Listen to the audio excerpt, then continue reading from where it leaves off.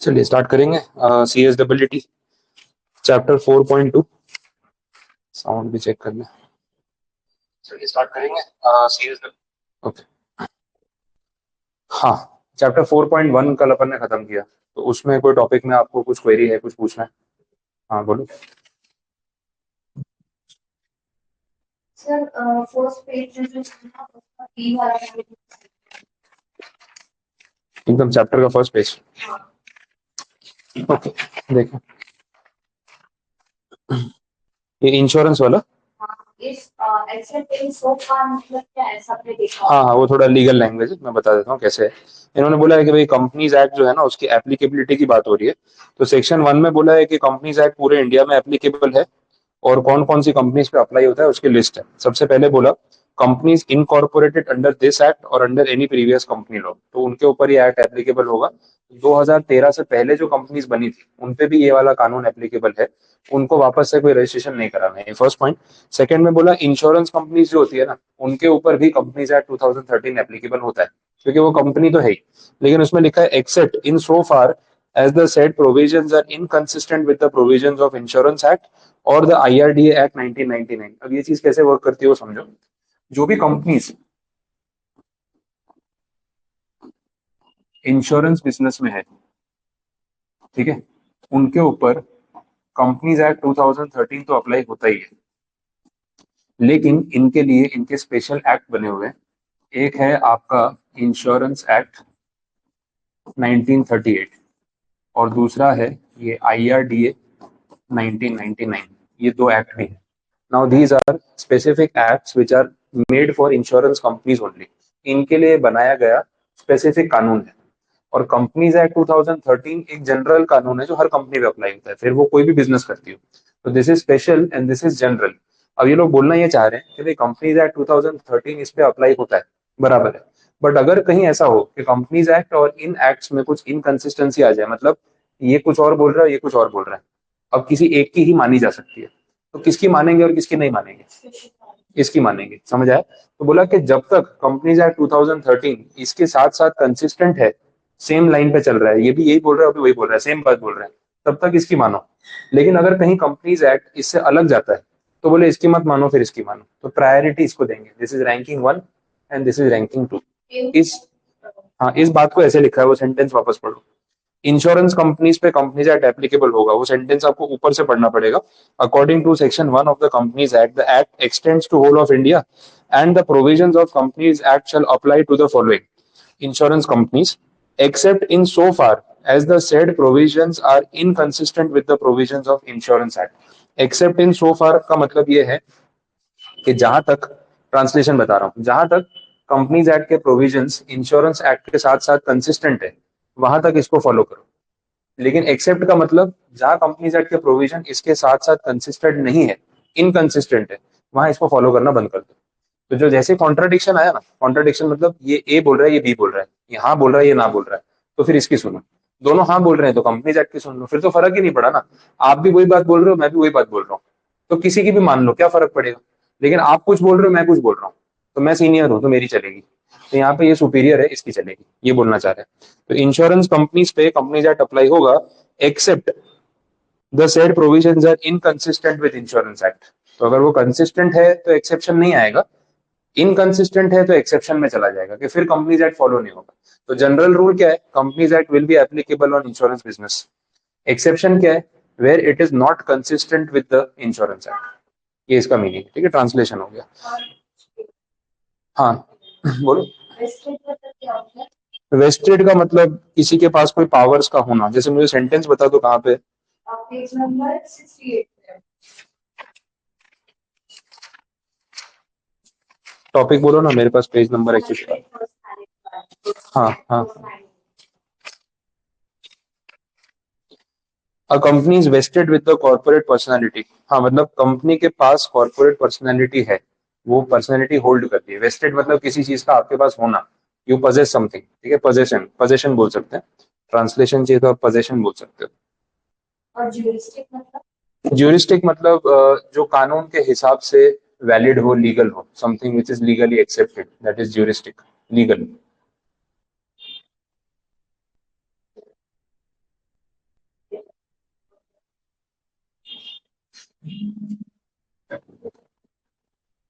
और sir statute मतलब?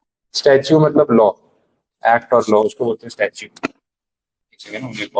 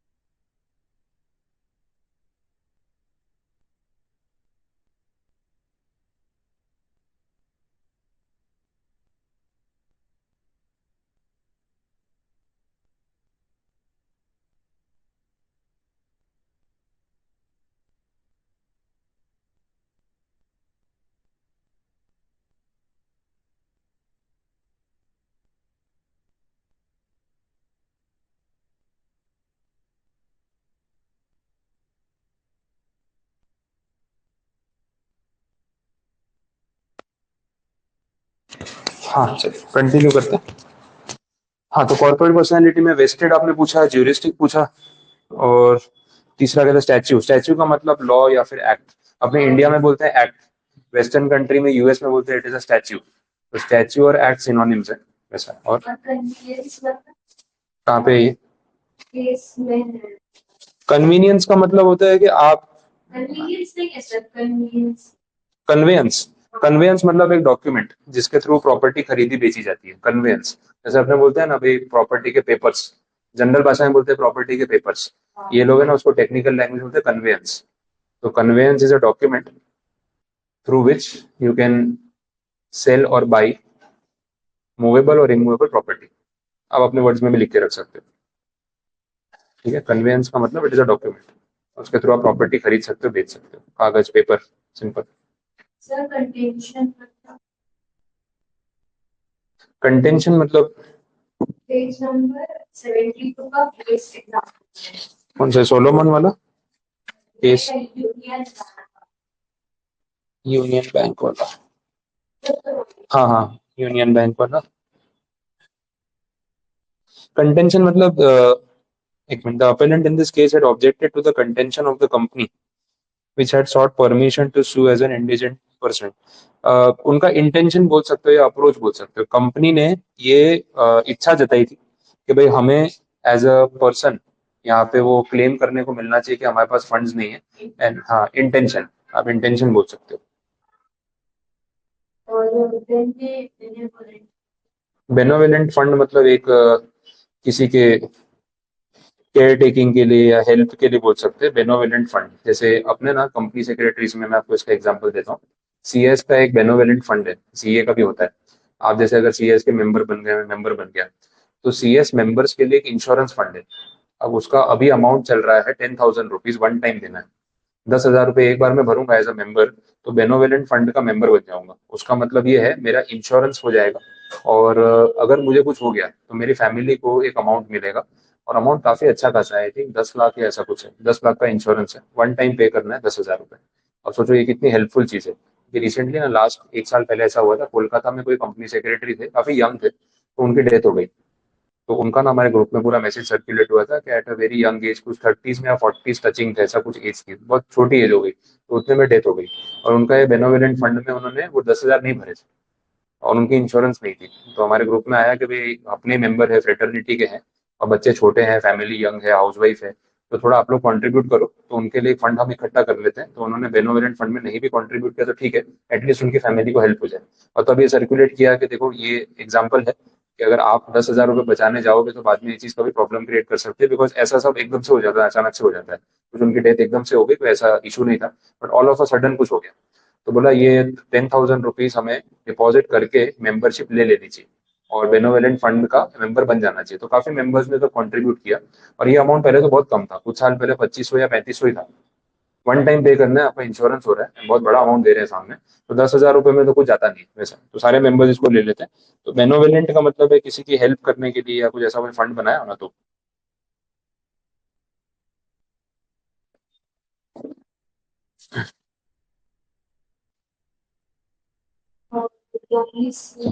Domicile मतलब आप कहाँ के रहने वाले हो। जैसे आप सूरत में रहते हो, तो योर डोमिसाइल इज सूरत। पूरे सर मेरा गांव तो राजस्थान में है, तो you are a native of Rajasthan, you belong to Rajasthan, but your domicile is Surat. तो जहाँ आप रहते हो ना अभी, आपका जो करंट ठिकाना है रहने का, उसको बोलते हैं domicile. Third point is, Hosanna. Hmm. Section हाँ। हम्म। क्या लिखा हुआ है? उसमें अपन ने बात की थी इंडियन सिटीजनशिप एक्ट 1955 की, 1955 का कानून है, जिसके बेसिस पे डिसाइड होता है कि कौन भारत का सिटीजन है, कौन नहीं है। तो उसमें उन्होंने बोला कि company, associations, body of individuals जो होती है वो सिटीजन नहीं है। तो कंपनी को सिटीजन नहीं बोल सकते। जो कैरेक्टरिस्टिक्स में आगे अपन ने देखा उसका रेफरेंस है ये। तो एक living person, human being, natural person होना चाहिए, वही भारत का सिटीजन हो सकता है। कंपनी इंडियन कंपनी होती है, उसकी नेशनैलिटी होती है कि हाँ भाई ये इंडियन कंपनी है, क्योंकि इंडिया में रजिस्टर्ड है, लेकिन सिटीजनशिप में नहीं आती। इंडियन कंपनी का पासपोर्ट नहीं होता है, कंपनी की सिटीजनशिप नहीं होती, इस एक्ट की वजह से ऐसा है।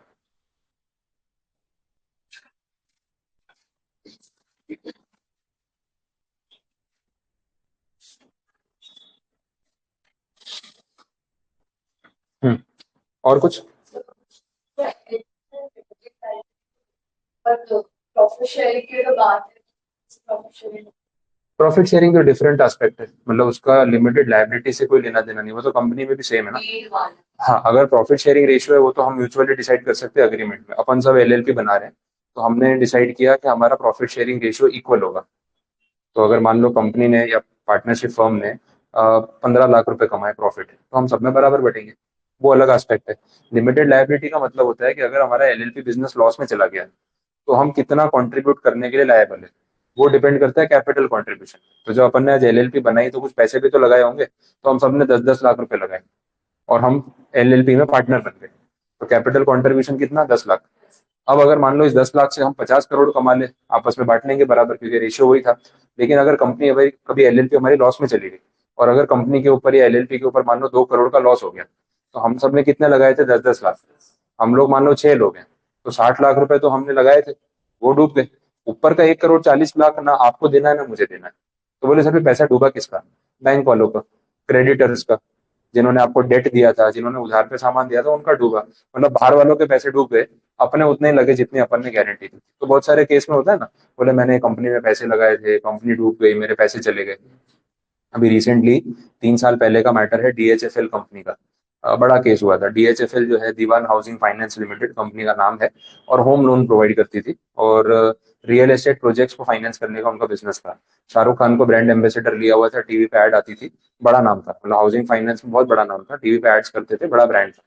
और वो कंपनी बेसिकली क्या कर रही थी, वो NBFC थी। NBFC मतलब non banking financial company, loan provide करती है, पूरा बैंक नहीं चलाते, लेकिन अगर आपको घर खरीदना है तो आप उनसे लोन ले सकते हो। अच्छा, बिल्डर्स को प्रोजेक्ट बनाना होता है, वो लोग उनसे लोन ले सकते हैं। ये दो मेजर सोर्स ऑफ इनकम थे। तो इन लोगों ने बहुत सारे बिल्डर्स को, बहुत सारे लोगों को लोन्स दे रखे थे।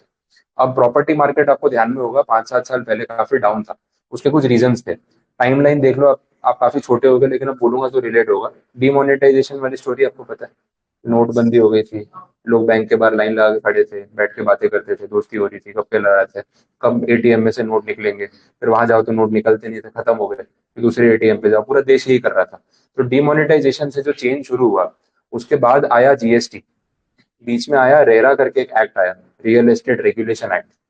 फिर ये ब्लैक मनी के रिगार्डिंग कुछ कानून आए, मनी लॉन्ड्रिंग, बेनामी प्रॉपर्टी, ये सबको लेके काफी सारे कानून बने। तो 2016 से लेके 2019 तक प्रॉपर्टी मार्केट बहुत खराब था, क्योंकि कैश बंद कर दिया, जीएसटी लगा दिया, कच्चे के पैसे नहीं मार्केट में, लोग प्रॉपर्टी खरीद नहीं रहे, कमाइयां कम हो गई, लोन्स कम हो गए, बहुत चक्कर हो गए। फिर 2020 में कोविड आ गया, फिर पैसे खत्म हो गए, तो प्रॉपर्टी मार्केट बहुत डाउन था। इस टाइम पे ना डीएचएफएल वालों का, बेचारों का पूरा धंधा चौपट हो गया। रीजन क्या है ना, जिन लोगों को लोन दिया वो सारे बिल्डर्स। बिल्डर बोलते हैं फ्लैट ही नहीं बिक रहे। बिकेंगे तो पैसा दूंगा ना, तुम्हारे पैसों से मैंने बिल्डिंग तो बना दी, अब बिल्डिंग बिकेगी तो मैं तुम्हारा ब्याज भरूंगा। तो धीरे धीरे बिल्डरों ने बोला कि हम ब्याज नहीं दे पाएंगे। फिर बोले हम पैसा भी रिटर्न नहीं कर पाएंगे, प्रॉपर्टी नहीं बिक रही, तुमको चाहिए तो प्रॉपर्टी बेच के वसूल कर लो। अब प्रॉपर्टी बेचने के लिए मार्केट में बायर होना चाहिए, हम तो सब कोविड में घर पे बैठे हैं। तो धीरे धीरे कंपनी का इनफ्लो बंद हो गया। अब इनफ्लो बंद हुआ, तो कंपनी के पास पैसा आया कहाँ से इतना सारा लोन देने का? पब्लिक से। उन्होंने इशू कर रखे थे bonds, debentures, equity share, preference share, सब लोगों के पैसे इनके पास। इन्होंने खुद बैंक से लोन ले रखे थे। ये लोग तो मार्जिन पे चलते हैं ना। एनबीएफसी वाले पब्लिक से पैसा बोरो करते हैं 9% पे, बिजनेस वाले को देते हैं 12% पे, बीच में 3% की कमाई है। ये तो धंधा है इनका। तो 9% चुकाने के लिए 12% आना भी तो चाहिए। 12 बंद हो गया तो 9 बंद हो गया। बात समझ आई गेम क्या हुआ? अब ये 9 वाले बेचारे सारे अटक गए। अब कंपनी बोली वी आर बैंकरप्ट, पैसे नहीं हमारे पास, प्रॉपर्टी पड़ी है, आप ले लो, घर खरीद लो, और तो है। अब घर खरीदने के पैसे होने चाहिए लोगों के पास। अब जिसने डिबेंचर खरीदा है वो तो 3 साल के लिए, 5 साल के लिए खरीदा। वो बोल रहा है मेरे 5 साल हो गए, पैसे लो। डीएचएफएल बोलता है पैसा नहीं, कैश नहीं। तो कंपनी हो गई बैंकरप्ट। अब बात आ गई कि कंपनी को डिसॉल्व करो, खत्म करो। तो कंपनी की जितनी असेट्स थी, जितनी वैल्यूज थी, सब कुछ बेचा, उसमें से रिकवरी की। अच्छा, जो कंपनी के प्रमोटर थे, शेयर होल्डर थे, इन्वेस्टर थे, उनको बोला एक्स्ट्रा पैसे दो, वो देंगे क्या? आपने डीएचएफएल का शेयर खरीद रखा है 1 लाख रुपए का, आपने क्या बोला, मैं 1 लाख तो भर चुकी हूँ, मेरे पास तो 1 लाख रुपए थे, मैंने दे दिए। उन्हें नहीं, कंपनी पे ना पर शेयर होल्डर जो लॉस आया है ना, वो 2.5 लाख रुपए आया है। तो आप सबको 1.5 लाख रुपए और देने पड़ेंगे, बिकॉज वो क्रेडिटर्स, बैंक, डिबेंचर, उन सबके पैसे चुकाने हैं। आप चुकाओगे? बोले नहीं, लिमिटेड लायबिलिटी कंपनी है, मेरे को बोला था 1 लाख रुपए देने हैं, मैंने 1 लाख भरे। अब अगर कंपनी लॉस में चली गई और उन सबके पैसे डूब गए तो मैं थोड़ी भरूंगा। तो जो ऊपर का 1.5 लाख आपसे मांग रहे हैं ना, वो देने के लिए आप लायबल नहीं। बात समझ आ गई? This is the concept of limited liability. अब इस पूरे चक्कर में पैसे किसके डूबे? वो डेट होल्डर्स के, जिन्होंने डिबेंचर खरीदे थे, जिन्होंने बॉन्ड्स खरीदे थे। उनको ना पूरा पैसा वापस नहीं मिला। जब सब कुछ बेच बाज के रिकवरी करने की कोशिश की, 100 पे 40 रुपया वापस आया, बाकी का 60 का लॉस गया। तो सबने लॉस झेला, नुकसान हो गया। किसी ने 8 लाख लगाया तो उसके 2.5 लाख वापस आए, गए बाकी के 4-5 लाख रुपए नुकसान। तो at the end of the day कोई तो है जो लॉस बेयर कर रहा है। बट जिन्होंने कंपनी शुरू की, उन्होंने अपना लॉस लिमिट कर लिया था कि मैं इससे ऊपर कंट्रीब्यूट नहीं करूंगा। यही तो कंपनी बनाने का फायदा है। समझ आए? अब इसमें ना कितनी बार लोग जानबूझ के डिफॉल्ट करते हैं, विलफुल डिफॉल्टर बोलते हैं इसको। जैसे विजय माल्या है, तो विजय माल्या को सरकार बोलती है he is a wilful defaulter, मतलब जानबूझ के नुकसान किया लोगों का। पैसे हैं इसके पास, अब इसको देने नहीं। तो कंपनी में नुकसान दिखा के सबका पैसा खुद लेके बैठा है और वापस नहीं कर रहा। ऐसा एलिगेशन है उस पर, प्रूव नहीं हो रहा है अभी तक, इसलिए इतने साल से अभी इंडिया लेके नहीं आ पा रहे। बिकॉज बड़ा स्मार्ट आदमी है, बिजनेसमैन है यार, पागल तो है नहीं। टाइम टू टाइम निकल गया यूके। यूके की गवर्नमेंट को दिए 2 करोड़ रुपए, वहां की ले ली सिटीजनशिप, वहां इन्वेस्ट कर दिए 10-20 करोड़, और वहां का सिटीजन बन गया। अब यूके के रूल्स के हिसाब से आप वहां से उसके सिटीजन को उठा के जेल में नहीं डाल सकते। यूके की गवर्नमेंट से केस लड़ना पड़ेगा, जीतना पड़ेगा, और यूके के कोर्ट में केस चलेगा। अब केस चलता रहता है, 2-4-6 महीने में एक बार कोर्ट जाता है विजय माल्या। बाकी मैच देख रहा होता है, फुटबॉल लीग देख रहा होता है, पार्टी कर रहा होता है, कोई टेंशन नहीं, क्योंकि जब तक वहां की सरकार उसको प्रोटेक्ट कर रही है, तब तक उसको इंडिया आने नहीं देंगे। इंडियन अथॉरिटी ने बोला कि भाई इसको इंडिया भेजो, हमारे यहाँ केस चल रहा है। बोले ऐसे कैसे, हमारा सिटीजन है। इंडियन नहीं, वो यूके सिटीजन है। तो अगर उसको इंडिया की जेल में भेजना है, तो पहले यूके की टीम आएगी इंडिया, जेल का टूर करेगी। अगर वो जेल सही है, उसके लिए रहने लायक है, तो उसको भेजेंगे, नहीं तो नहीं भेजेंगे। ये सच में वो है, सब न्यूज पे आया हुआ है। अब अथॉरिटीज वहां से आई, बोलती इंडिया की जेल तो इंसानों के रहने लायक नहीं है, हमारा यूके का ब्रिटिश सिटीजन ऐसी खराब जेल में नहीं रहेगा, हमारी जेल देखो, आपकी देखो, नहीं भेज सकते। ऐसे सब रीजंस दे देके ना गोल गोल घुमाते रहेंगे, भेजेंगे नहीं उसको। समझ आ रहा है? तो ना पैसा आने वाला है ना विजय माल्या वापस आने वाला है। ये स्कीम है। कितने साल हो गए, 10 साल से ऊपर हो गए, भाग गया, नहीं आता है। अच्छा वहां मजे से घूमता है। इंग्लैंड में देखो मैच होती है, लंदन में बैठ के मैच देख रहा है लॉर्ड्स में, आराम से। पब्लिक भी चिल्ला रही है, इंडियन पब्लिक चिल्ला रही होती है उसमें, चोर है चोर है। तो मुझे क्या फर्क पड़ता है, तुम्हारा पता नहीं मेरे कितने पैसे हैं, तुम चोर बोलो कुछ भी बोलो, मेरा तो ये जन्म आराम से निकल चुका है। तुम अपना अपना देख लो, ठीक है, उसको कोई फर्क नहीं पड़ता। तो ये सब स्कीम होती है, ठीक है। और बोलो, और क्या पॉइंट है। जो लिमिटेड लाइबिलिटी वाली कंपनी होती है, तो अगर बैंक वालों को लगा बैंक लॉस इंकर करेगी, तो वो लोग देंगे कि नहीं? हाँ नहीं देंगे ना, लोन इतना इजीली थोड़ी मिलता है। बट देखो जब विजय माल्या की कंपनी चल रही थी, अब एग्जाम्पल ले तो वही ले लेते हैं, तो बैंक वाले, देखो लालच सबके मन में है। फिर क्या है, फंसता एक है। विजय माल्या की आधी से ऊपर गलती नहीं है, आधी गलती है भी, बट उसको विलफुल डिफॉल्टर बोल रहे हो ना, बहुत लंबा केस है। अब देखो उसकी एयरलाइन कंपनी थी, एयरलाइन बिजनेस पूरे इंडिया में अभी तक लॉस में ही है। पूरे इंडियन एविएशन सेक्टर में सिर्फ एक कंपनी अभी तक प्रॉफिट में आई है, इंडिगो। और इंडिगो की हालत देख लो, मतलब उसकी जो क्वालिटी है ना, बहुत बेसिक है। इंडिगो में ट्रैवल करोगे आपको लगेगा नहीं आप फ्लाइट में बैठे हो, ऐसा लगेगा बस में लेके जा रहा है। बेसिक क्वालिटी खराब नहीं है, बट बहुत बोलते हैं ना मीडियम क्वालिटी है। दे नो कि कस्टमर को सस्ते में ट्रैवल करना है, उसको पैसा नहीं खर्च करना है। इंडियन कंज्यूमर की जो एयरलाइन में जाने की इच्छा है ना, एयरलाइन उसके लिए लग्जरी है। उसको ट्रैवल भी करना है, उसको टाइम भी बचाना है, बट उसको पैसे लिमिटेड खर्च करना है। तो एयरलाइन कंपनी को ये बात पता है। तो बिजनेस क्लास और लग्जरी क्लास देने जाएंगे ना, तो वो अफोर्डेबल नहीं रहेगा। तो अफोर्डेबल बनाने के चक्कर में उन्होंने उसको काफी सिंपल रखा हुआ है कि देखो फैसिलिटी बेसिक मिलेगी, बट आप टाइम बचा सकते हो। 16 घंटे की जर्नी आपकी 1 घंटे में हो जाती है, वो आपका टाइम बचा लो। बाकी बहुत ज्यादा लग्जरी नहीं देंगे। लग्जरी लेनी तो बिजनेस क्लास की टिकट खरीदो, फिर आप उसके लिए पे करो, वैसा है। अब ये एविएशन सेक्टर ऑलरेडी इतना टफ है। विजय माल्या ने जब एयरलाइन स्टार्ट की तो उसने बैंकों से लोन लिया, एक बैंक से नहीं 17 बैंकों से लोन लिया, अलग अलग बैंक से। किसी का 200 करोड़ है, किसी का 100 करोड़ है, किसी का 500 करोड़ है, वो तो होता ही है। अब जब बैंक वाले उसको लोन दे रहे थे ना, तो क्या देख के दे रहे थे, उसका बिजनेस, उसका ब्रांड वैल्यू, असेट नहीं। देखो ये फर्क है, सब चोर है यहाँ पे। आप और मैं अगर आज लोन लेने जाएंगे ना, तो बैंक वाले 100 पेपर मांगते हैं, ये नहीं है वो नहीं है, ऐसा नहीं चलेगा वैसा नहीं चलेगा, क्योंकि अपन मिडिल क्लास लोग हैं। तो अगर अपने को 20 लाख का लोन चाहिए ना, तो पहले 40 लाख की चीज गिरवी रखवाते हैं अपने से। 20-25 लाख रुपए से ऊपर की चीज गिरवी रखनी पड़ती है। उसके बेसिस पर अपने को 20 लाख देंगे कि अगर डूब गया तो रिकवरी कैसे होगी। पर विजय माल्या को लोन देते टाइम इतनी उन्होंने कोई एसेट नहीं रखवाई। जब उसको 1,000 करोड़ का लोन दिया, तो उसने कौन सा 1,000 करोड़ रुपए की एसेट गिरवी रखी। उसकी बैलेंस शीट पे लोन देते हैं कि यार इसका तो इतना करोड़ का टर्नओवर है, इतने एयरलाइन चलती है, इतना बड़ा प्लेन चलाता है, ये है वो है, ब्रांड वैल्यू। तो भाई लोन ले ले। अब क्या है ना, बैंक को भी तो लालच है, बड़ी कंपनी है, बड़ा कस्टमर मिल रहा है, इतना इंटरेस्ट देगा, तो उसको 1,000 करोड़ का लोन दे दिया। 1,000 करोड़ नहीं, टोटल 5,000 करोड़ का लोन था उसके ऊपर, सारी बैंकों का मिला के सबने दिए।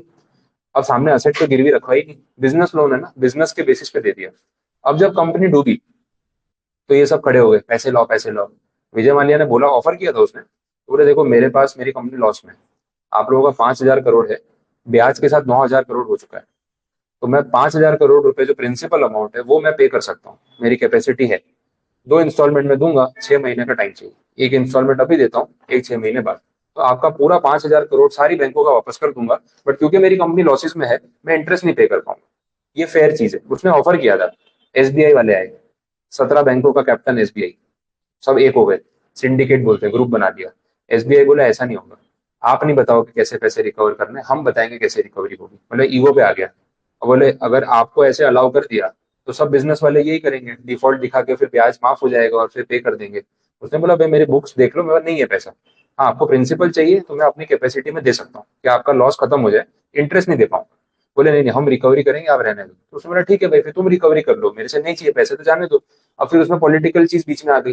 गवर्नमेंट इस चक्कर में आ गई कि जो सरकार इसको जेल में डलवाएगी, इलेक्शन जीतेगी, कि देखो इतने बड़े बिजनेसमैन को जेल में डाला, हम चलाते नहीं है, फ्रॉड नहीं चलता, ये नहीं चलता। वो समझ गया कि पॉलिटिकल बकरा बनूंगा, तो यूके चला गया सीधा। अब जैसे ही फ्लाइट लेके भागा, उसके बाद वापस नहीं आया।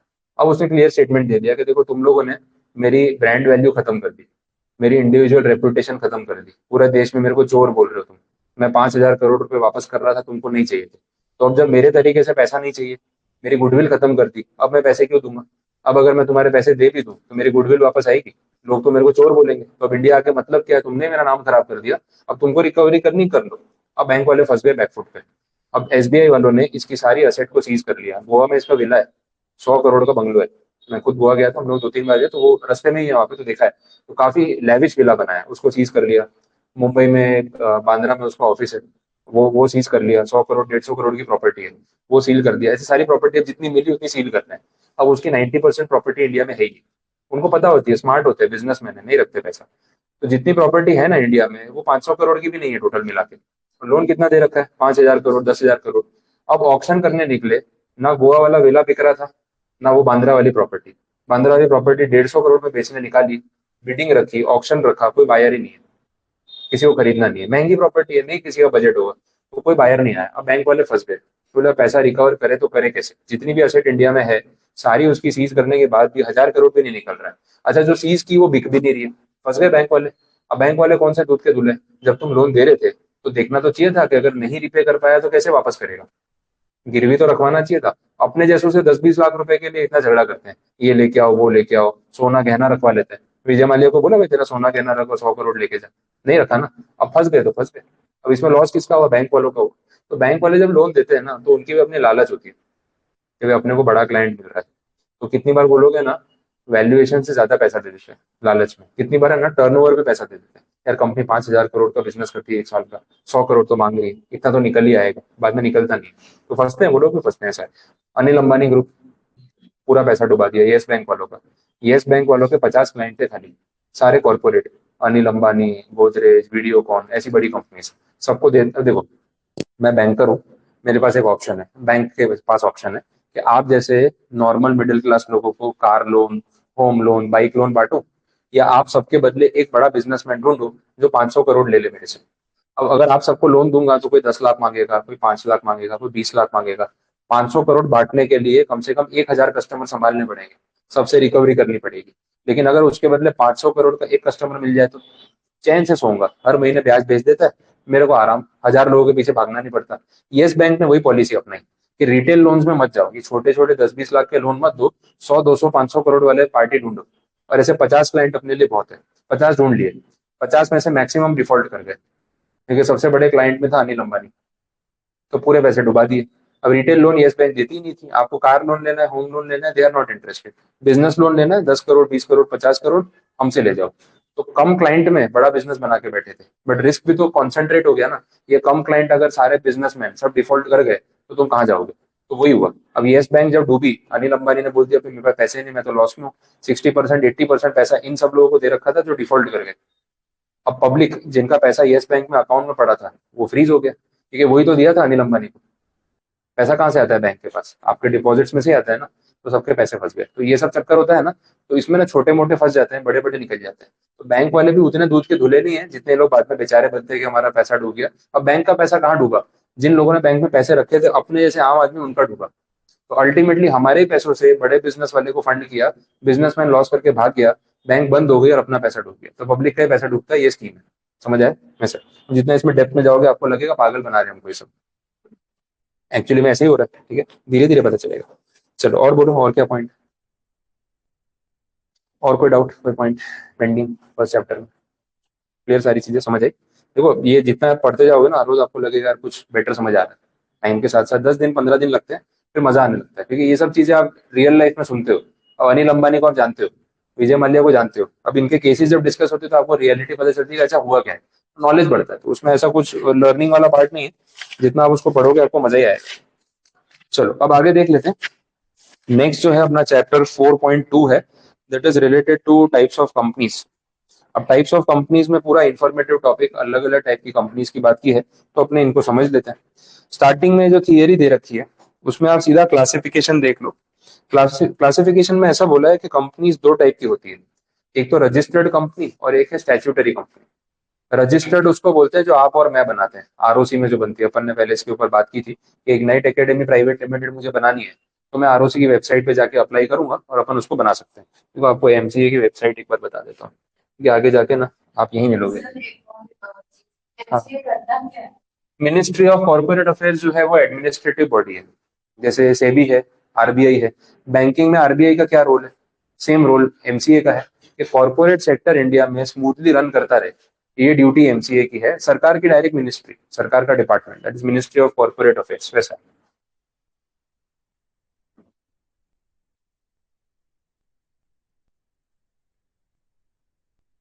ये है गवर्नमेंट की वेबसाइट, कंपनी सेक्रेटरीज यही मिलते हैं, पूरा दिन काम यही करना पड़ता है। अभी सारा फिजिकल काम बंद हो गया, आरओसी ऑफिस जाने की कोई जरूरत नहीं थी, सब कुछ ऑनलाइन है। तो ये एमसीए की वेबसाइट है, देखो मोदी जी दिखते ही हैं तेरे।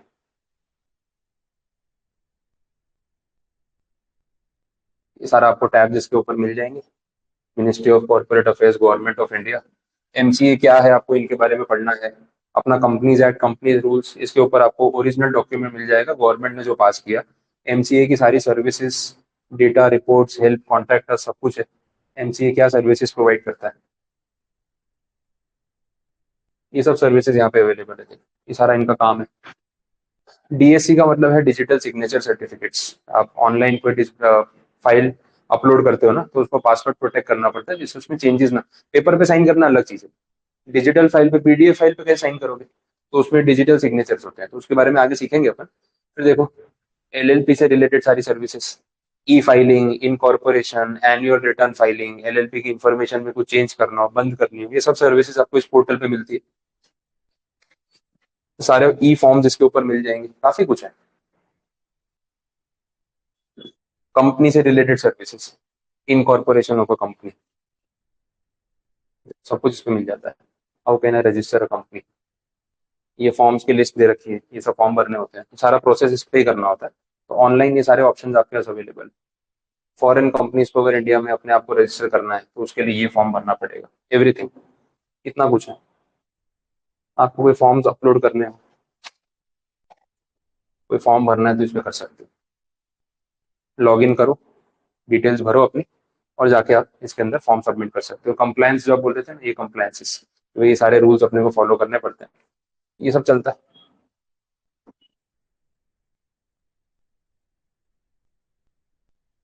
अभी आपको पढ़ना हो एमसीए क्या करती है, सब डिटेल दे रखी है, इनका रोल क्या है, इनकी रिस्पॉन्सिबिलिटी क्या है, स्ट्रक्चर में कौन कौन है, इनके हेडक्वार्टर्स कहाँ पे है। नाम सुना है? देखा भी होगा, पॉपकॉर्न पे जीएसटी लगाने वाली दीदी, ठीक है, निर्मला सीतारमन। तो ये हैं मिनिस्ट्री ऑफ कॉर्पोरेट अफेयर्स की मिनिस्टर या हेड, ठीक है, वैसा है। तो ये मिनिस्ट्री इनके कंट्रोल में है। और स्टेट लेवल पे जो बाकी मिनिस्टर्स हैं, डेप्यूटी मिनिस्टर्स हैं, सेक्रेटरीज हैं, उन सबकी बात की है कि इनके सबऑर्डिनेट्स में कौन कौन है, तो ये पूरा आपको बता रखा है। तो हेरारकी अपने बोलते हैं ना, ऑर्गेनाइजेशन का स्ट्रक्चर, ये बता रखा है कौन सी पोस्ट पे कौन काम कर रहा है, वैसा ये सब डिटेल आपको मिल जाएगी। बाकी एक्ट और रूल्स, आपको कंपनीज एक्ट पढ़ना हो तो इसकी वेबसाइट पे से पढ़ो, बेस्ट है।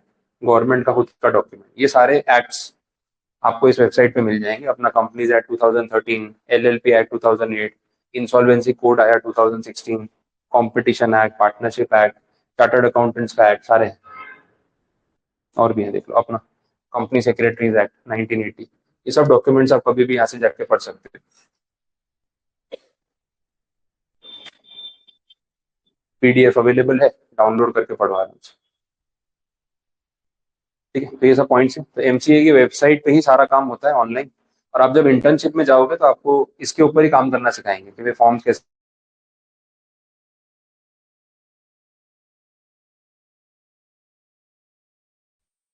सब डिटेल्स अवेलेबल है, काफी कुछ है। एमसीए की वेबसाइट तो काफी डिटेल में बनाई हुई है। तो ये सब पॉइंट्स ऐसे नॉलेज के लिए आपको अभी ध्यान रखना है। जैसे जैसे आगे बढ़ेंगे जो चीजें रेलिवेंट होंगी इसमें सीखते जाएंगे वैसा। ठीक है, तो कंपनी रजिस्टर करनी हो तो आप एमसीए के पोर्टल पे जाके रजिस्टर कर सकते हो, तो उसको बोलते हैं रजिस्टर्ड कंपनी। और एक दूसरी कैटेगरी है, उसको बोलते हैं स्टैट्यूटरी कंपनी। स्टैट्यूटरी का मतलब लीगल, ये बात हुई थी। एल आई सी, एसबीआई, ये सब जो है, इनके लिए पार्लियामेंट में स्पेशल एक्ट बनते हैं। स्टैट्यूटरी कंपनी जो है ना, पार्लियामेंट में उनके लिए बनेगा स्पेशल एक्ट। एल आई सी और एसबीआई का अपना अलग एक्ट है 1956 का, और कंपनीज एक्ट उन पे अप्लाई होता ही है। ये वापस वही बात होगी, कॉन्ट्राडिक्शन आया तो ये पहले देखा जाएगा, कंपनीज एक्ट बाद में देखा जाएगा, क्योंकि ये स्पेशल एक्ट हो गया जो एलआईसी कंपनी के लिए बना है। अब मुझे बनानी है तो मेरे लिए पार्लियामेंट में Modi ji ignite academy act नहीं बनवाएंगे। बोले यार तू जाना एमसीए पे बना ले, अपने आप रजिस्टर करा ले। बोले सर नहीं, स्पेशल एक्ट बनवाओ ना पार्लियामेंट में, देखो थोड़ा टाइम लगेगा, 10 मिनट निकाल लो ना, एक एक्ट बनवा दो। बोले नहीं ऐसा नहीं होता है, वो खाली हमारी सरकारी कंपनीज के लिए है, आपको बनवाना है आप एमसीए की वेबसाइट पे जाके अपने आप करा लो, उसमें हमारी जरूरत नहीं है। तो ये दो कैटेगरी हो गई, ये पॉइंट है। चलो आगे बढ़ रहे हैं। नेक्स्ट क्लासिफिकेशन जो है ना, वो लायबिलिटी के बेस पे, ये भी समझ लो। कंपनी की लायबिलिटी कैसी होती है अपन ने ऑलरेडी बात की ना, लिमिटेड। बट इसमें एक और कैटेगरी है, लिमिटेड के साथ साथ अनलिमिटेड वाली भी लायबिलिटी हो सकती है। तो ये तो फिर कंसेप्ट ही कोई मतलब ही नहीं रहा। अगर कंपनी में भी लायबिलिटी अनलिमिटेड रखनी तो कंपनी क्यों बना रहे, फिर कोई रीजन तो होना चाहिए। तो देखो, अनलिमिटेड लायबिलिटी वाली जो कंपनी, वो कौन बना सकता है? वो सरकार बना सकती है, गवर्नमेंट। सरकार को एक कंपनी स्टार्ट करनी है एंड दे आर ट्राइंग कि भाई हमें कुछ फंडिंग मिल जाए, पब्लिक भी कुछ पैसा लगाए, हम भी कुछ पैसा लगाएंगे। पब्लिक से पैसे मांगे सरकार ने। सरकार को कितना, मतलब पब्लिक को कितना भरोसा होगा गवर्नमेंट पे पैसों को लेके? कम होगा, ज्यादा होगा? ज्यादा होगा कि भाई इनको पैसा दे दो, ये तो पक्का है डुबाएंगे नहीं, ऐसा होगा। या सरकारी कंपनी पता नहीं क्या काम करेगी। टेंशन भी तो हो सकती है। सरकारी कंपनियां जो है वो ज्यादातर लॉस में है, तो डर भी लगता है पैसे डूब गए तो। एयर इंडिया देख लो क्या हालत हो गई है ना, तो नुकसान भी हो जाता है। बीएसएनएल देख लो, इतने साल से लॉस में थी। अब अगर आपने बीएसएनएल में पैसे लगाए होते तो क्या रिटर्न मिलता आपको? 17 साल से बीएसएनएल नुकसान में थी।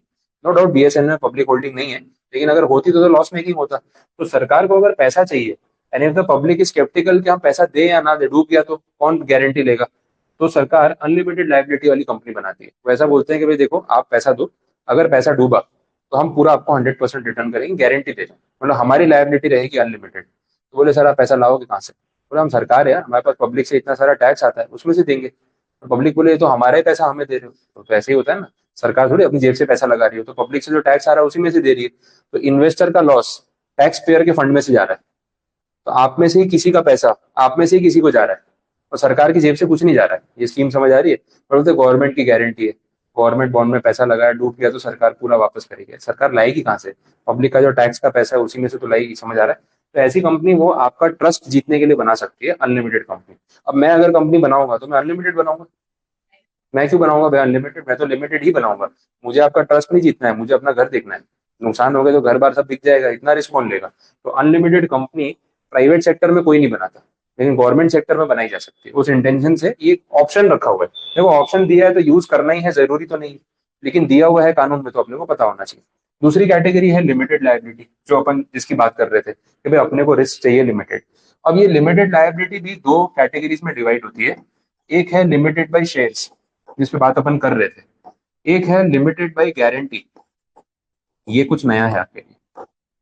लिमिटेड बाय शेयर्स का सिंपल मतलब भाई सर मैंने तो 10,000 के शेयर खरीदे थे। भाई ठीक है, आपकी लायबिलिटी 10,000, नुकसान 20 हो, 25 हो, 50 हो, आपका लेना देना नहीं। लेकिन limited by guarantee something different. ये सिस्टम ऐसे काम करता है कि जब कंपनी बनाते हैं तो कंपनी के जो प्रमोटर्स है ना, जो फाउंडर्स हैं, वो कैश में पैसा नहीं देते, वो सिर्फ देते हैं गारंटी। वो ऐसा बोल रहे हैं कि भाई अभी ना कंपनी शुरू करो, बिजनेस शुरू करो, हम लोग बैठे हैं, अगर कल को कंपनी लॉस में गई और नुकसान हुआ तो हम पैसा दे देंगे आउटसाइडर्स का। अब बोले कितनी गारंटी लेते हो? तो प्रमोटर अपनी अपनी कैपेसिटी में गारंटी ले सकता है। सपोज आप सब लोग ऐसी कंपनी स्टार्ट कर रहे हो, आप सब लोगों ने 5-5 लाख रुपए की गारंटी लिखवा दी कि बोला अगर लॉस हुआ ना तो up to 5 lakh rupees per person हम सब कंट्रीब्यूट करेंगे, उससे ऊपर हुआ तो हम नहीं करेंगे। तो बोला यार ये तो अभी आप सिर्फ प्रॉमिस करके चले गए कि नुकसान हुआ तब की तब देखेंगे। अब जब तक नुकसान नहीं होगा तब तक हम कुछ पे नहीं करेंगे, ये तो गारंटी है ना। अच्छा तो बिजनेस शुरू कैसे करूं? अभी आप सब लोगों ने पैसा तो दिया ही नहीं, सिर्फ गारंटी देके चले गए। पैसा कहाँ है? तो कैपिटल के बिना कैसे बिजनेस स्टार्ट होगा? तो ऐसी कंपनीज यूजुअली लोन से शुरू होती है, डेट लेते हैं, उधार लेते हैं, वहां से पैसा आता है, क्योंकि प्रमोटर ने तो कैपिटल के नाम पे कुछ दिया ही नहीं। अच्छा जब तक बिजनेस प्रॉफिट में है मजे हैं, लॉस हो गया तो फिर इनको फोन किया, वो 5-5 लाख रुपए। आप बोले भाई कौन बोल रहा है, आवाज नहीं आ रही, रॉन्ग नंबर। फिर मैंने मैसेज किया, बोला "यार, पैसे भेज दो"। ब्लू टिक आया, सीन पे छोड़ दिया। 2 दिन के बाद ब्लू टिक आना बंद हो गया, ब्लॉक कर दिया। वैसे ही होगा आजकल, ठीक है और क्या। इंस्टा पे भी अपने फ्रेंड्स थे, आपने वहां से भी हटा दिया। अब कंपनी आपको मैसेज कर रही है, आप जवाब नहीं दे रहे, ये सब चल रहा है। स्नैप भेजने बंद कर दिए, स्ट्रीक वीक तोड़ दिया, आप तो एकदम सीरियस हो गए। अब कहाँ ढूंढता फिर आपको 5 लाख रुपए के लिए? अब बोला यार ये मैटर तो अब सीरियस हो गया। पेपर वर्क होता है, डॉक्यूमेंटेशन होता है, अगर आप पैसे नहीं दोगे बाद में उस पॉइंट पे, तो कंपनी आप पे कोर्ट केस कर सकती है। और जब कोर्ट वसूल करने पे आएगी तो आपको पता है वो फिर हर तरीके से वसूल कर सकती है। तो ये बोल के निकलने वाली बात नहीं कि बोल दिया देख लेंगे। ये जब देने का आएगा देना पड़ेगा, और नहीं दोगे तो पुलिस आएगी घर तक, और कोर्ट में केस चलेगा और जेल होगी, फ्रॉड का केस हो जाएगा। समझ आ रहा है? तो ये होती है limited liability on the basis of guarantee. इसका कॉम्बिनेशन हो सकता है क्या? तो मैंने आपको बोला यार तुम लोग सब 5-5 लाख रुपए गारंटी देके चले जाओगे, कुछ तो कैश लाओ। सारा बैंक से लूंगा तो ब्याज कितना लगेगा? बोले काम करते हैं आधा आधा कर लेते हैं, रेशियो निकाल लेते हैं। देखो 2 लाख रुपए के शेयर ले लो और 3 लाख की गारंटी दे दो, पूरा 5 लाख की गारंटी मत दो। आपने बोला चलो फेयर इनफ, कुछ तो कैपिटल लगाते हैं, तो आप सबके 2-2 लाख की कैपिटल से कुछ तो फंडिंग आई कंपनी में, बाकी 3-3 लाख की आपने गारंटी दे दी। तो कॉम्बिनेशन भी हो सकता है, a company can be limited by shares plus guarantee, and it can be either of, या तो सिर्फ शेयर हो सकता है या सिर्फ गारंटी, या दोनों का कॉम्बिनेशन। आइए बात समझ में क्लियर वैसा। तो this is classification on the basis of liability. आप देख लो ए बी सी 3 पॉइंट्स दिख रहे हैं ना, उसके अंदर की लैंग्वेज आराम से पढ़ लो, मैंने तो बताई दी। उसको क्या मिलेगा तो सिल्वर करने के बाद से? मतलब ये पॉइंट पे हाँ, तो इतने साल प्रॉफिट भी तो लिया होगा कंपनी से, प्रॉफिट लेते हैं। प्रॉफिट तो लिया ही होगा ना। यहाँ पे आपने, आप प्रमोटर हो, आपने भले गारंटी दी है, बट जो भी कंपनी शुरू हुई है, भले डेट का पैसा होगा उससे शुरू हुई है, लेकिन जो प्रॉफिट आएगा उसमें हिस्सा तो आपने लिया ही होगा, मेंबरशिप का हिस्सा तो आपको मिला ही होगा। तो इतने साल से प्रॉफिट एंजॉय कर रहे थे, अब लॉस आया तो नहीं चुकाओगे क्या? तो पे करना पड़ेगा, ऐसी बात। और प्रमोटर के एग्जांपल्स? प्रमोटर के एग्जाम्पल तो अपन ही हो गए, अपन सबने पैसा लगा के कंपनी बनाई तो हम प्रमोटर है। इनिशियल जो शेयर होल्डर्स होते हैं उनको प्रमोटर्स बोलते हैं, और फिर कंपनी रजिस्टर होने के बाद अगर पब्लिक को आप शेयर बेच रहे हो तो वो तो सेकेंडरी इन्वेस्टर हो गए, वो प्रमोटर नहीं है, उसे शेयर होल्डर है। प्रमोटर, पहले जिसने इन्वेस्ट किया उसी को आपने वो इकोनॉमिक्स में पढ़ा होगा, person who collects the land labour capital for the business is called entrepreneur, है ना। तो जो एंटरप्रेनर होता है वही यहाँ पे प्रमोटर होता है, जिसने बिजनेस का आइडिया लगाया और जिसने पैसे लगाए और जिसने कंपनी रजिस्टर करवाई, उसको बोलते हैं प्रमोटर। उसके बाद फिर इन्वेस्टर आते जाएंगे बिजनेस में, उससे फर्क नहीं पड़ता। जो इनिशियल फाउंडर्स होते हैं कंपनी के, उनको हम प्रमोटर्स बोलते हैं।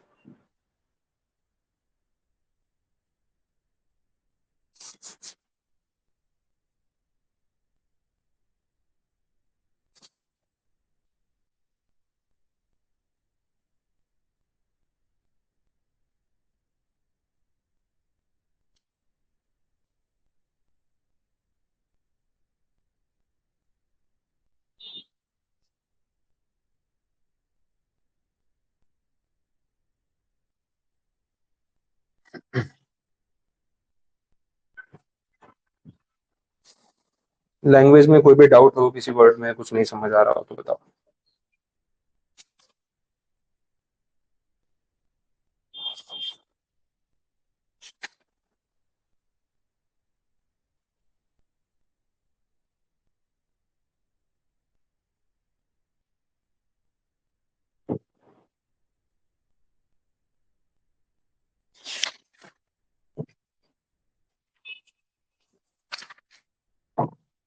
लिमिटेड बाय शेयर्स वाला से।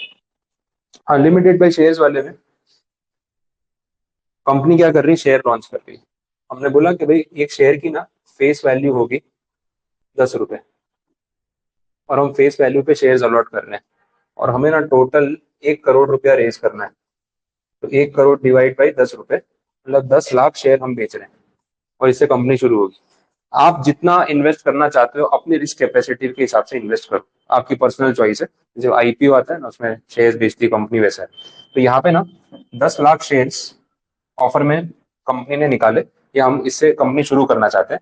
सबकी अपनी कैपेसिटी। आपने बोला यार मेरे को ज्यादा नहीं लगाने, नई कंपनी है, 25,000 लगाने। तो 25,000 डिवाइड बाई 10 रुपीज, तो आपने 2500 शेयर खरीद लिए कंपनी में। ठीक है, मैंने बोला मैं तो, मुझे तो बहुत भरोसा है कंपनी पे, मैं कम से कम 2.5 लाख रुपए लगाऊंगा। तो भाई 10 रुपए के हिसाब से मेरे 25,000 शेयर बुक कर दो। तो अपन ने सबने अपनी अपनी कैपेसिटी के हिसाब से पैसे लगा दिए। अब ऐसा है कि आपने 2500 शेयर खरीदे, 10 रुपए के हिसाब से टोटल पेमेंट बनता है 25,000। मैंने अभी बोला अभी 10 रुपए मत दो, अभी सिर्फ 2 रुपए भेज दो एप्लीकेशन मनी, ये अपने अकाउंट्स में किया हुआ है। फिर मैं बोला जब अलॉटमेंट होगा 3 रुपए और दे देना। तो ऐसे करके मैंने अभी तक आपसे 5 रुपए मंगवाए। तो 2500 शेयर पे आपने 5 रुपए दिए, मतलब 12,500 रुपए भरे। Now you are the shareholder of the company, और कंपनी शुरू हो चुकी है। अगर इन फ्यूचर कंपनी नुकसान में जाती भी है, आपका मैक्सिमम कितना पैसा डूबेगा? 25,000। ठीक है, आपने उतने के शेयर खरीदे, ठीक है, आपका हिस्सा ही उतना है कंपनी में। अब इसमें से ना 12.5 तो आप दे चुके हो, मैं और बाकी के 12.5 आपसे मंगवा सकता हूँ।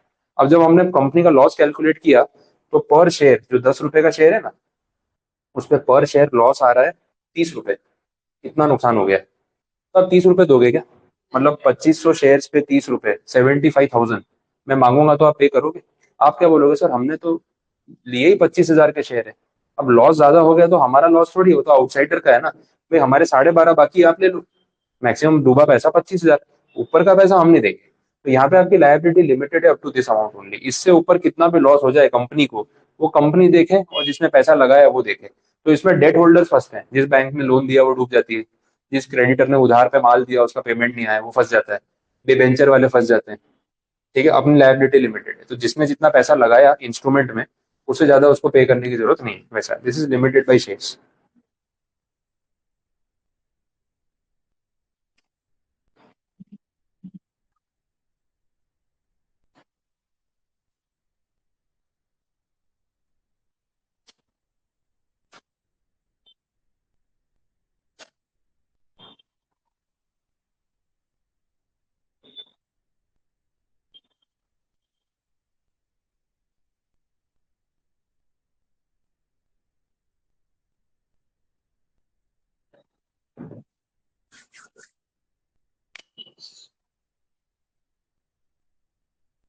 बोल, बात क्लियर हुई है कि शेयर्स के थ्रू लिमिटेड लायबिलिटी क्या होती है।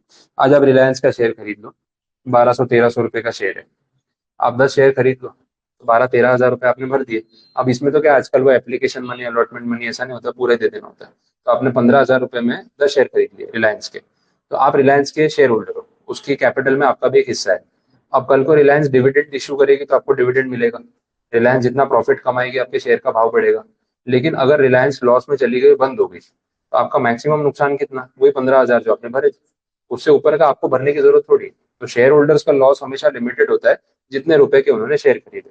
तो रिस्क जो है ना वो लिमिट हो जाता है कि इससे ज्यादा नुकसान मेरे को लेने की जरूरत नहीं। That is the advantage of framing a company. इसी को अपने बोलते हैं लिमिटेड लायबिलिटी कंसेप्ट। वैसा डिबेंचर और शेयर में फर्क ये है कि डिबेंचर में डिबेंचर होल्डर उधार दे रहा है कंपनी को। एक होता है कि ओनरशिप चाहिए मुझे कंपनी की कैपिटल में, हिस्सेदारी। और एक होता है कि मैं सिर्फ उधार दे रहा हूँ, मुझे सिर्फ ब्याज चाहिए। तो अब ऐसा है कि आप सब लोग ना इक्विटी शेयर होल्डर हो और आप सब लोग डिबेंचर होल्डर्स हो। तो आपने मुझे उधार दिया है, ब्याज लेते जाओ जब तक पैसा वापस नहीं करता हूँ, और 3 साल 5 साल 10 साल में पैसा वापस कर दूंगा। आप सबने इक्विटी खरीदी है, तो आप कंपनी के मालिक हो, कंपनी कैपिटल में आपका एक हिस्सा है। अब मैं आपको कोई गारंटी नहीं दे रहा हूँ कि मैं 5 साल में पैसे वापस कर दूंगा, क्योंकि इक्विटी शेयर की लाइफ अनलिमिटेड होती है, डिबेंचर की लाइफ लिमिटेड होती है। तो किसी से उधार मांगना अलग चीज होती है। जैसे मेरा बिजनेस है, मैं बोला मुझे 1 लाख रुपए की जरूरत है 6 महीने के लिए, ब्याज दे दूंगा। तो आप इग्नाइट एकेडमी के हिस्सेदार थोड़ी हो गए, मेरे प्रॉफिट्स में आपका कोई लेना देना नहीं। आप अपना ब्याज लो, 1 लाख वापस लो 6 महीने बाद और भूल जाओ। लेकिन आप लोगों को मैंने अगर मेरे बिजनेस में ओनरशिप में शेयर दे दिया, तो उसके बदले में आपको इक्विटी शेयर दूंगा। अब इसमें मुझे आपको पैसा इस डेट पे लौटाना है ऐसी कोई कमिटमेंट है नहीं। और दूसरा, मुझे आपको कोई ब्याज नहीं देना है। हाँ, प्रॉफिट शेयरिंग मिलेगा आपको, डिविडेंड मिलेगा, लेकिन इंटरेस्ट फिक्स पे नहीं करना है। और यहाँ पे ऐसा है कि आप आउटसाइडर हो, भाई अपना ब्याज पकड़ो और जाओ, मेरे बिजनेस में मत घुसो कि मालिक मालिक नहीं हो आप, आपने से मुझे उधार दिया है। ये डिफरेंस है डिबेंचर में और इक्विटी में। वैसा डिबेंचर में भी वही, आपने जितना पैसा मुझे दिया, आपका रिस्क उतना ही है। आपने सपोज मुझे 1 लाख रुपए दिए, मैंने अपने बिजनेस में लगाए, आपको ब्याज दे रहा हूँ। कल को बिजनेस डूब गया, ज्यादा से ज्यादा क्या होगा, आपके 1 लाख डूब गए। उससे ज्यादा आपको घर से थोड़ी पैसे देने, उल्टा आपने तो मुझे उधार दिया है। बिजनेस डूबा तो आपका नुकसान होगा, और आपका नुकसान मैक्सिमम उतना ही हो सकता है जितना आपने मुझे उधार दिया। और ये तो नॉर्मल है ना, जितना आप किसी को उधार दोगे ज्यादा से ज्यादा आपका नुकसान उतना ही है। ज्यादा से ज्यादा क्या होगा, वो पैसे वापस नहीं करेगा, और थोड़ी लेके जाएगा आपसे कि लो और दे दो। ऐसा तो होने वाला नहीं। तो डिबेंचर होल्डर्स का लॉस भी उतना ही है जितना उन्होंने इन्वेस्ट किया। इनको बोलते हैं स्टेक होल्डर्स, रिस्क होल्डर्स। हर स्टेक होल्डर का लॉस लिमिटेड है, लेकिन वो बढ़ जाता है ना सब में। और जैसे कंपनी डूब गई तो बैंक का भी पैसा डूबा, डिबेंचर होल्डर का भी डूबा, क्रेडिटर्स का भी डूबा, जो बिजनेस कर रहे थे जिन्होंने उधार पे गुड्स दिए थे उनका पैसा भी डूब गया, इक्विटी वालों का भी थोड़ा डूबा, सबको लॉस झेलना पड़ता है। बट ज्यादा लॉस किसका होगा कम किसका होगा वो नंबर्स पे डिपेंड करता है, ऐसी बात। ठीक है, और कुछ। देखो, दोनों के अपने रिस्क और रिवॉर्ड्स के एडवांटेजेस और डिसएडवांटेजेस है। डिबेंचर वाले वो हैं जिनको एक टाइम के बाद पैसा वापस चाहिए, और उनको फिक्स ब्याज चाहिए। उनको स्पेकुलेशन में नहीं पड़ना है कि प्रॉफिट ज्यादा होगा कि कम होगा। तो उनकी सोच अलग है। उनको ऐसा है कि यार मेरे पास ना 10 लाख रुपए पड़े हैं और 5 साल के लिए इन्वेस्ट करने हैं, तो मैं 5 साल के लिए डिबेंचर खरीद लिए। अब है ना, उसके ऊपर 12% ब्याज मिलता है। तो मेरा ना महीने का 10 हजार रुपये ब्याज फिक्स हो गया। अब मुझे नहीं फर्क पड़ता कंपनी कितना प्रॉफिट कमाती है कितना नहीं, मुझे महीने का 10 हजार चाहिए, तो मेरी गिनती वैसी है। दूसरा इक्विटी वाला है ना, वो रिस्क टेकर है। वो ऐसा सोचता है कि यार मेरा 10 लाख जो है ना, मुझे इसको 25 30 लाख में कन्वर्ट करना है, तो मैं कंपनी के शेयर ले लेता हूँ। अब अगर कंपनी ग्रो करेगी, उसका बिजनेस ग्रो करेगा, तो मेरे शेयर का भाव बढ़ेगा। तो जो शेयर मैंने 3 साल पहले एयरटेल का शेयर लिया था 650 रुपए का, आज एयरटेल का शेयर 1800 रुपए का है। तो मैंने जब लिए थे 100 शेयर खरीदे थे, 65,000 के थे। आज वही शेयर 1,80,000 के। पर मैंने रिस्क लिया ना, ये 65,000 जीरो भी हो सकता था, अगर जियो और एयरटेल में जियो वाला आगे निकल जाता, एयरटेल डूब जाती, तो मेरे पैसे चले जाते। तो मुझे रिस्क लेना था, मुझे फिक्स रिटर्न नहीं चाहिए था, मुझे वैल्यू क्रिएट करनी थी। तो मैंने 65,000 रुपये लगा के मैं भूल गया। आज वो 65,000 1,80,000 हो गए। बट ये अगर आपने तो 65,000 के डिबेंचर खरीदे होते तो वो आज भी 65 ही थे। उस पर आपको 10-10% ब्याज तो मिल जाता, लेकिन वैल्यू क्रिएशन नहीं होता। और यहाँ पे मैंने रिस्क लिया तो मेरा पैसा 3 गुना मल्टीप्लाई हो गया 3 साल में। और हाँ, थोड़ा बहुत डिविडेंड मिलता है, ग्रोथ वाली कंपनी 1-2% डिविडेंड देती है और ब्याज नहीं देती। तो आपकी सोच क्या है, उस हिसाब से आप डिसाइड करो कि आपको फिक्स इनकम पे जाना है या आपको रिस्क लेना है। रिस्क में पैसा 3 गुना भी हो सकता है, रिस्क में पैसा डूब भी सकता है। ओला इलेक्ट्रिक में पैसे लगाए थे 1 साल पहले, 115 रुपए 117 रुपए का शेयर था, अभी 60 रुपए का है, 50 रुपए का है। अब जिसने 117 पे खरीदा था 10,000 रुपए डाल के, आज उसके 5,000 है, अब लेके बैठा है। तो रिस्क भी तो है ना। तो आपका थॉट प्रोसेस क्या है, उस हिसाब से आप डिसाइड करो कि आप रिस्क टेकर हो या फिर आपको फिक्स रिटर्न चाहिए। वैसा होता है। और कुछ बोलो, क्लियर यहाँ तक पता चला? अब इसमें नीचे देखो, अदर फॉर्म्स ऑफ कंपनी में बहुत सारे दे रखे हैं, वो सारे टाइप्स अपन आराम से पढ़ने वाले हैं। तो ये सारी डिटेल यहाँ पे मैं पढ़ाऊंगा आपको, वो आएगी, कवर होगा। यहाँ से फिर अब नया टाइप स्टार्ट हो रहा है, that is private company, public company, OPC और टाइप शुरू हो रहे हैं। तो आई डोंट थिंक कि अभी इसको अपने को बड़े टॉपिक्स लेने चाहिए, टाइम ज्यादा हो जाएगा। मैं कुछ छोटे टॉपिक्स आपको समझा देता हूँ, थोड़े पेजेस कवर करने के हिसाब से, जो इजी डेफिनेशन है। तो प्राइवेट कंपनी, पब्लिक कंपनी अभी स्किप करके थोड़ा आगे बढ़ो। अब आगे जाओगे तो आपको दिखेगा गवर्नमेंट कंपनी। देख लो, मिल रहा है? गवर्नमेंट कंपनी, छोटे पॉइंट समझा देता हूँ, ठीक है। गवर्नमेंट कंपनी जो है, that is a very simple definition, अपन ने बात की भी थी, वो पब्लिक सेक्टर कंपनी, ऐसी कंपनी जिसमें सरकार का होल्डिंग 50% से ज्यादा है, शेयर होल्डिंग, और बाकी का पब्लिक का हो सकता है। जैसे LIC है, LIC में 96.5% शेयर जो है वो गवर्नमेंट के, और 3.5% शेयर पब्लिक के। चल ही रहा है ऐसा, तो हो सकता है that is a government company. अब इसमें कौन सी गवर्नमेंट का होल्डिंग होगा? बोला सेंट्रल गवर्नमेंट का भी हो सकता है, स्टेट गवर्नमेंट का भी हो सकता है, कॉम्बिनेशन भी हो सकता है। अब इसका कॉम्बिनेशन का क्या मतलब है वो समझ लो, एग्जाम्पल ले लेते हैं इसमें। कि सपोज LIC है, अब LIC में ना सेंट्रल गवर्नमेंट की हिस्सेदारी है 40%, ऐसा अज्यूम कर लेते हैं। अपनी गुजरात गवर्नमेंट है, स्टेट गवर्नमेंट, इनकी हिस्सेदारी है 5%। फिर महाराष्ट्र की स्टेट गवर्नमेंट है, उनकी हिस्सेदारी है 15%। राजस्थान वाले भी हैं, इनकी भी हिस्सेदारी है 2%। तमिलनाडु गवर्नमेंट है, उनकी हिस्सेदारी है 3%, हो सकता है। बाकी कुछ म्यूचुअल फंड्स हैं, रिटेल पब्लिक है, इन सबके पास है। अब ये हिस्सेदारी का टोटल देखा जाएगा, 45, 60, 62, 65, समझ आ रहा है? 65%। Now as this is more than 50% in total, तो LIC कौन से टाइप की कंपनी होगी? Government company. समझ आ रहा है? तो इट इज नॉट नेसेसरी कि किसी एक ही सरकार का 50% होल्डिंग होना चाहिए, कॉम्बिनेशन में भी चलेगा। तो इसको हम बोलेंगे this is a government company. और आया पॉइंट समझ? सिंपल डेफिनेशन, इससे ऊपर कुछ है भी नहीं। फिर बोला फॉरेन कंपनी। फॉरेन कंपनी मतलब जिसका होम कंट्री इंडिया नहीं है। डोमिनोज है, पिज्जा हट है, एप्पल है, मैकडोनल्ड्स है, US की कंपनीज है, US में शुरू हुई थी और इंडिया में बिजनेस करी। गूगल है, तो ये सब US बेस्ड कंपनीज है, तो ये फॉरेन कंपनीज हो गई। इनका हेड ऑफिस किसी और कंट्री में है और ब्रांच ऑफिस इंडिया में, तो उसको बोलेंगे foreign company. Very simple definition, ज्यादा डेप्थ में नहीं। इसके बाद इन्वेस्टमेंट कंपनी, ये भी छोटा कंसेप्ट है।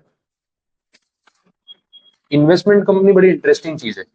ये लोग देखो, दुनिया में जो बिजनेसेस होते हैं ना, दो ही कैटेगरी में या तीन कैटेगरी में डिवाइड हो सकते हैं, मैन्युफैक्चरिंग, ट्रेडिंग, सर्विस, और कुछ नहीं है। या तो आप कोई प्रोडक्ट बना के बेचते हो, या खरीद के बेचते हो मार्जिन पे, या कोई सर्विस प्रोवाइड करते हो, और कुछ होता भी नहीं है। तीन ही ऑप्शन है। इन्वेस्टमेंट कंपनी क्या कर रही है? ना प्रोडक्ट बनाती है, ना सर्विसेज देती है, ना ट्रेडिंग करती है। इन्वेस्टमेंट कंपनी सिर्फ पैसा इन्वेस्ट करती है। किसमें? दूसरे के बिजनेस में। मतलब ऐसा है भाई, तू मेहनत कर रहा है, तेरा बिजनेस कर, पैसे मैं देता हूँ। जैसे जैसे तेरा बिजनेस बढ़ेगा ना, वैसे वैसे मेरे पैसों की वैल्यू बढ़ेगी। फिर एक पॉइंट पे मैं अपना हिस्सा किसी और को बेच के प्रॉफिट बना लूंगा, फिर दूसरी कंपनी ढूंढूंगा जो ग्रो कर रही है। तो इन्वेस्टमेंट कंपनीज ना ग्रोथ कंपनीज के अंदर पैसा लगाते हैं अर्ली स्टेज पे, उनको ग्रो होने देते हैं, और फिर अपना प्रॉफिट कमा के निकल जाते हैं। That is investment company. तो ये खुद कोई बिजनेस नहीं करते, दूसरे के कंधे पे पैर रख के ऊपर चढ़ जाएंगे। मेहनत वो कर रहा है, पैसा ये कमा रहे हैं, बट फंडिंग भी तो दे रहे हैं। अब जोमेटो है, जोमेटो स्टार्ट हुई थी 13 ईयर्स पहले। 13 ईयर्स पहले एक कंपनी ने उसको फंडिंग दी थी। आज वो कंपनी की वैल्यूएशन कहाँ होगी सोचो। जब जोमेटो शुरू हुआ तो उसकी कोई वैल्यू नहीं थी, लेकिन आज कंपनी की वैल्यू 50-60 हजार करोड़ से ऊपर है। तो उसमें अगर किसी ने उसको 10% इक्विटी के लिए फंडिंग दी होगी तो उसकी वैल्यू कहाँ पहुंच गई होगी। तो that is investment company. India में राकेश झुनझुनवाला का नाम सुना है? राकेश झुनझुनवाला, इन्वेस्टर हैं, अभी थे, उनकी डेथ हो गई लास्ट ईयर। तो ये अकाशा एयरलाइंस जो है स्टार्ट हुई है ना, वो उन्होंने शुरू की है। और राकेश झुनझुनवाला जो है वो स्टॉक मार्केट में इन्वेस्टर थे, उनकी इन्वेस्टमेंट फर्म है, तो वो इन्वेस्टमेंट करते हैं, कंपनी में पैसा लगाते हैं। पहले स्टॉक मार्केट में खेलते थे, फिर इन्वेस्टमेंट शुरू किया। डीमार्ट है, डीमार्ट, डीमार्ट तो मालूम, उसके फाउंडर है राधा किशन दमानी, वो भी स्टॉक मार्केट में इन्वेस्टर थे। फिर उन्होंने एक बिजनेस शुरू किया डीमार्ट, और आज वो सक्सेसफुल है, काफी हाईली सक्सेसफुल और प्रॉफिटेबल कंपनी है। बहुत बढ़िया केस स्टडी है डीमार्ट का, बिजनेस कैसे बनाया उन्होंने, क्या कर रही है डीमार्ट, इतना दिमाग लगाया है, तब जाके वो इतनी प्रॉफिटेबल बनी और मस्त कंपनी है। और उसके बारे में पढ़ो तो आपको लगे यार बिजनेस ऐसे करना चाहिए, तो जाके प्रॉफिटेबल बनता है, कोई रिस्क नहीं, सब कैलकुलेटेड और प्योर बिजनेस टैक्टिक्स, जिससे प्रॉफिटेबल वेंचर बनाया, कोई लॉस वाला खेल ही नहीं वैसा। तो ये सब चीजें हैं। तो ये लोग इन्वेस्टमेंट्स करते हैं और कोई बिजनेस में पैसा नहीं लगाते, दूसरे कंपनी में पैसा लगाते हैं, लेकिन खुद और कोई प्रोडक्शन, सेल्स, टर्नओवर, सर्विस ऐसा कुछ भी नहीं करते। इनको बोल सकते हैं इंटरनेशनल लेवल पे वॉरेन बफे, वर्ल्ड के रिचेस्ट पर्सन में आते हैं। वॉरेन बफे जो है वो इन्वेस्टमेंट कंपनी है उनकी, और वो कुछ नहीं करते, दूसरी कंपनी में पैसा लगाते हैं। हाँ, ब्लैक रॉक भी यही करती है, वो म्यूचुअल फंड्स मैनेज करती है और दूसरी कंपनीज में इन्वेस्ट करती है। वर्ल्ड की सबसे बड़ी फंड जो मैनेजमेंट, फंड मैनेजमेंट कंपनी है, वो ब्लैक रॉक है। पूरी दुनिया का कितना सारा पैसा, कुछ अराउंड 10 ट्रिलियन डॉलर से बड़ा पैसा वो मैनेज करते हैं। इंडिया की इकोनॉमी से ट्रिपल, इंडिया की इकोनॉमी 3-4 ट्रिलियन पे है, 5 ट्रिलियन इकोनॉमी मोदी जी बोल रहे हैं, अभी हुई नहीं है। 10 ट्रिलियन से ज्यादा पैसा ब्लैक रॉक मैनेज करती है पूरे वर्ल्ड में, म्यूचुअल फंड्स में, मार्केट्स में, अपनी इकोनॉमी से डबल। पूरे इंडिया के पास जितना पैसा है ना, उससे 2.5 गुना ज्यादा है। इतनी बड़ी कंपनी है सोचो, और उससे बड़ा मार्केट में प्लेयर कोई नहीं है वैसा। तो ये सब चीजें हैं। तो वॉरेन बफे की कंपनी वही करती है। उनकी कंपनी का नाम है बर्कशायर हैथवे, और उनकी कंपनी का एक शेयर आज की डेट में आई थिंक 5 या 6 करोड़ रुपए का शेयर, एक शेयर, वर्ल्ड का सबसे कॉस्टली शेयर, एक शेयर 6 करोड़ रुपए का है। क्योंकि वो जहाँ पैसा लगा रहे हैं वहां से तो पैसा कमा ही रहे हैं ना। एप्पल, कोका कोला, माइक्रोसॉफ्ट, ये सब जो बड़ी कंपनीज है ना, बैंक ऑफ अमेरिका, इन सब में वॉरेन बफे का 8-8, 10-10% स्टेक है। तो सोचो क्या मतलब, जितना डिविडेंड आता है ना उनका पूरे साल में, आप पूरे जन्म में वो पैसा देख नहीं सकते, इतना बड़ा अमाउंट है। क्या करना है, दूसरी कंपनी में इन्वेस्ट, बट वो इन्वेस्टमेंट जो है ना, बहुत सोच समझ के करना पड़ता है, कितनी वैल्यू पे करना है, कौन सी कंपनी आगे ग्रो करेगी। तो उन्होंने आज जाके एप्पल में इन्वेस्ट नहीं किया, बरसों पहले किया था, पर वो कंपनी में उनको पोटेंशियल दिखा होगा कि ग्रो करेगी, तो आज उनकी वैल्यूएशन उतनी बढ़ी है। आप देखना, वॉरेन बफे कहीं पे पब्लिक प्लेस में दिखते हैं ना, कोका कोला पीते हुए दिखते हैं। वो 95 प्लस है उनकी एज, एंड ही सेज कि मैं रोज बर्गर खाता हूँ मैकडोनल्ड का, एक कोका कोला का कैन तो मैं पीता ही हूँ, मुझे कुछ नहीं होता, क्योंकि दोनों में इन्वेस्टर है। अब वॉरेन बफे अगर टीवी पे आके कोका कोला पी रहा है ना, तो कोका कोला की ब्रांडिंग हो रही है, तो 100 लोग और कोका कोला पियेंगे, वो कोका कोला कंपनी का प्रॉफिट बढ़ेगा, उससे उनका डिविडेंड और वैल्यूएशन बढ़ेगी। तो बिजनेस माइंडेड है, वो आपको दिखाने के लिए कोका कोला पी रहा है।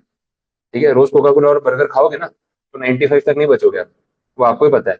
लेकिन वो तो इन्वेस्टर है ना, अपनी इन्वेस्टमेंट की वैल्यू बढ़ाने के लिए उसको क्लेम कर रहा है, ऐसे काम होता है, मार्केटिंग करते हैं। तो ये हो गई इन्वेस्टमेंट कंपनी। बोलो यहाँ तक। हाँ, वो लोग कैसे हैं कि वो बिजनेसमैन है, but individually they are investors, इनको बोलते हैं एंजल इन्वेस्टर्स। तो वो लोग क्या है ना, इंडिविजुअल कैपेसिटी में दूसरे बिजनेस में पैसा लगाते हैं। अभी अमन गुप्ता है, या फिर बाकी शादी.com वाला है, लेंसकार्ट वाले, ये लोग जो भी है, पीयूष गोयल, ये सब जितने भी है, पीयूष बंसल, तो ये जितने भी लोग हैं, तो ये लोग क्या कर रहे हैं, इनके बिजनेसेस बने हुए हैं, बट इनके पास पर्सनल वेल्थ अच्छी खासी है, इन्होंने पैसे कमाए, now they are investing into other ventures. तो ये लोग इन्वेस्टर्स भी हैं और ये लोग बिजनेसमैन भी हैं। दोनों चीजें कर रहे हैं, वैसा हो गया, वो पर्सनल लेवल पे हो गया। अब ये जो इन्वेस्टमेंट करते भी हैं, ये इंडिविजुअल नाम से नहीं करते होंगे, इनकी एक इन्वेस्टमेंट कंपनी होगी जिसके थ्रू ये पैसा दूसरी कंपनी में लगाते हैं। सबको अपने लॉसेस लिमिट करने हैं ना, तो पीयूष बंसल की कोई कंपनी होगी जिसके थ्रू वो आपकी कंपनी में, शार्क टैंक में इन्वेस्टमेंट कर रहा है, तो वो कंपनी इन्वेस्टमेंट कंपनी है उसकी। अब लेंसकार्ट अलग कंपनी, ये अलग कंपनी है, लेंसकार्ट के नाम से पैसा नहीं लगाते, दूसरी कंपनी के नाम से पैसे लगाते हैं, ये वैसे होता है। ठीक है ब्रो, यहाँ तक कुछ क्वेरी समझ आए? अब ये छोटे पॉइंट्स तो मैंने कवर अप कर लिए, बाकी ये टाइप्स फिर अपने कल कंटिन्यू करते हैं। आज के लिए इतना ही रखते हैं, फिर थोड़ा हेवी हो जाएगा।